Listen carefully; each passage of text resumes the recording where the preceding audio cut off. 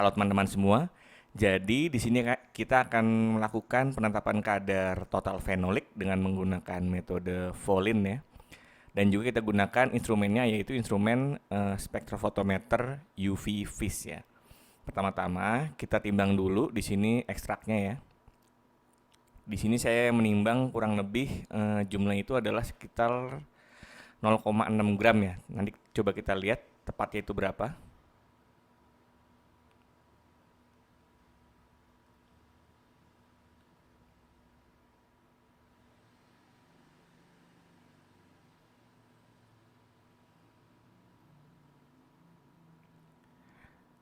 Nah, di sini kita timbang itu sekitar 0,6527 ya teman-teman ya. 27 ya. Nah, ini. Langkah selanjutnya adalah kita larutkan dulu si sampelnya. Untuk kemudian nanti kita masukkan ke dalam labu 10 mili ya. Jadi nanti kadar yang didapatkan itu adalah sekitar 60.000 ppm teman-teman gitu ya.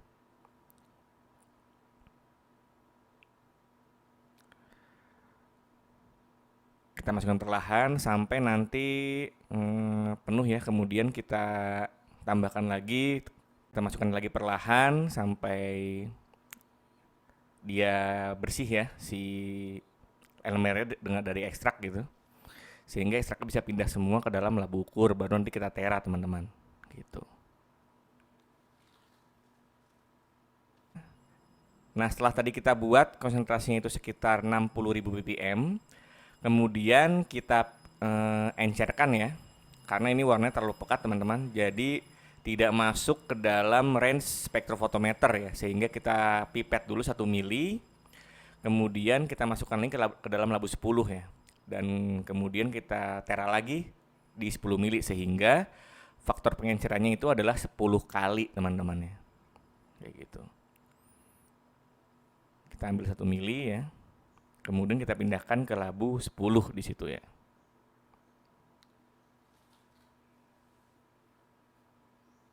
Nah, sampel yang sudah kita larutkan tadi, yang berarti dia sekitar 6.000 ppm ya, hasil pengencerannya, itu kita pindahkan ke dalam vial ya, untuk nanti kemudian kita tambahkan reagen Volin ya, sebanyak 2,5 mili. Oh iya, sampel ditambahkan itu 0,5 mili teman-teman ya. Nah, sampel yang sudah ditambahkan reagen Volin kemudian kita homogenkan dengan menggunakan vortex ya, karena di sini dia sudah ada di vial ya. Nah, penambahan si natrium karbonat ini itu sebanyak 7 mili teman-teman. Jadi totalnya yang ada di dalam vial itu adalah 10 mili ya, 0,5 mili dari sampel, 2,5 mili dari reagen Volin, dan 7 mili dari natrium karbonat ya. Untuk kemudian nanti kita homogenkan di vortex lagi dan kemudian kita diamkan selama 30 menit ya. Jadi totalnya itu ada 36 menit berarti kita diamkan. Pertama itu setelah penambahan Volin dan yang kedua itu setelah penambahan natrium karbonat ya di situ. Nah, ini adalah sampel dan juga standar yang sudah siap. Di sini saya menggunakan standar itu ada 0 ppm ya. 10 ppm, 30, 50, 70 dan juga 90 ya. Dan juga ada sampel di situ satu. Sebenarnya ada 2 teman-teman ya, cuman saya baca cuma 1 aja di sini ya. Nah, sekarang kita sebelum menggunakan panjang gelombang yang fix ya.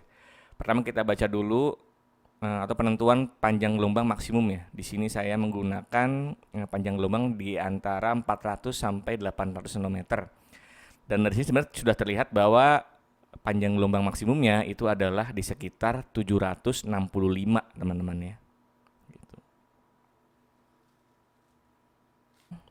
Nah, sekarang pembacaan standar terlebih dahulu teman-teman. Di sini ada 0 ppm dengan absorbansi itu 0,056, 10 ppm dengan absorbansi 0,151, 30 ppm dengan absorbansi 0,264, 50, 0,473, 70, 0,546 dan juga 90 itu 0,694 ya.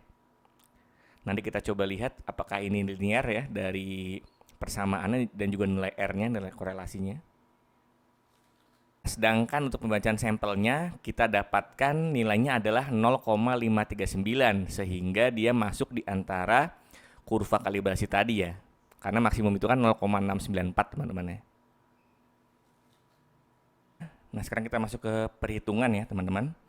Tadi sudah didapatkan bahwa ini adalah konsentrasinya ya dari 0 sampai 90 ppm dan juga sebenarnya saya membaca simplo teman-teman ya. Cuman saya buat duplo supaya nanti kita dapatkan perhitungan standar deviasi ya. Ini sekedar ini aja sih sebenarnya. Tadi harusnya simplo ya sebenarnya. Cuman kalau teman-teman nanti buat penelitian ya malah bisa triplo ya gitu. Nah, untuk absorbansi tadi sudah kita dapatkan ya, sekian gitu. Kalian bisa lihat ini atau nanti kalian saya taruh di deskripsi deh ini ya file Excel-nya. Nanti kalian bisa olah sendiri gitu dengan menggunakan perhitungan kalian sendiri yang kalian dapatkan di laboratorium ya. Kemudian dan juga di sini ada sampel ya. Saya buat duplo. Ini absorbansi blankonya. Oh ya, ini kurvanya ya. Di sini didapatkan bahwa nilai persamaannya itu adalah Y sama dengan 0,07X ditambah 0,0711 ya. Dengan nilai R 0,9882. Nah, ini sebenarnya kurang baik teman-teman ya. Minimal itu 0,990 sebenarnya. Cuma karena ini percobaan, oke kita lanjut aja ya. Kemudian ada blanko dan juga sampel ya. Saya buat duplo. Nah, pertama-tama kita hitung dulu nilai ppm-nya dari sampelnya. Itu dengan menggunakan persamaan ini ya. Ini tadi kita dapatkan bahwa si sampel itu dia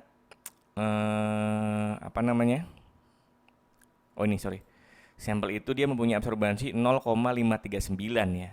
Nah, kalau kita mau nyari nilai X-nya atau nilai konsentrasinya ya, nilai absorbansi 0,539, kalau kita mau cari nilai X-nya atau konsentrasinya berarti si absorbansi ini dikurangi dengan intercept, yaitu dikurangi 0,0711 dibagi dengan gradiennya ya, yaitu adalah 0,007 ya, dan didapatkan nilai konsentrasinya adalah 66,843. Nah, untuk yang kedua itu 66,98 ya.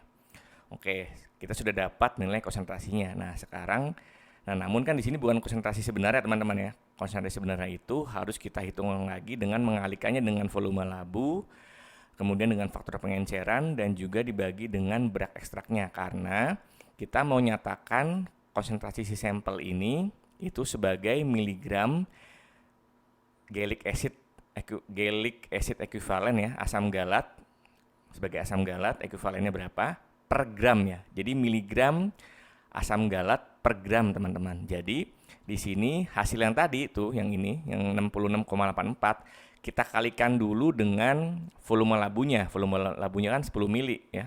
Tapi kita ubah ke dalam liter, berarti dikali dengan 0,01 ya. Ini rumusnya teman-teman kalau kalian mau lihat ya. KTF itu maksudnya kadar total fenolik ya maksudnya ya. Kita kalikan dengan labunya dan juga kita kalikan dengan faktor pengenceran kan, karena tadi kan kita ambil 1 kemudian kita pindahkan ke labu 10. Nah, berarti ada faktor pengenceran 10 kali ya, berarti dikali dengan 10. Nah, setelah itu dibagi dengan berat ekstraknya dalam gram. Di sini kita dapatkan nilainya adalah 10,241 dan juga 10,263. Sekali lagi ini sebenarnya simpel teman-teman ya. Didapatkan nilainya itu adalah 10,241 dan juga 10,263. Dan didapatkan rata-ratanya adalah dengan rumus ini sama dengan average. Kemudian kita blok ini 10,252. Dan kemudian standar deviasinya adalah rumusnya ini ya, sama dengan STDF. Terus kita blok yang ini nih ya. Standar deviasinya adalah 0,02 sehingga kadarnya itu adalah 10,252 plus minus 0,02 teman-teman. Oke, mungkin gitu ya teman-teman untuk perhitungan total fenolik dan juga percobaannya ya. Semoga bermanfaat videonya. Terima kasih.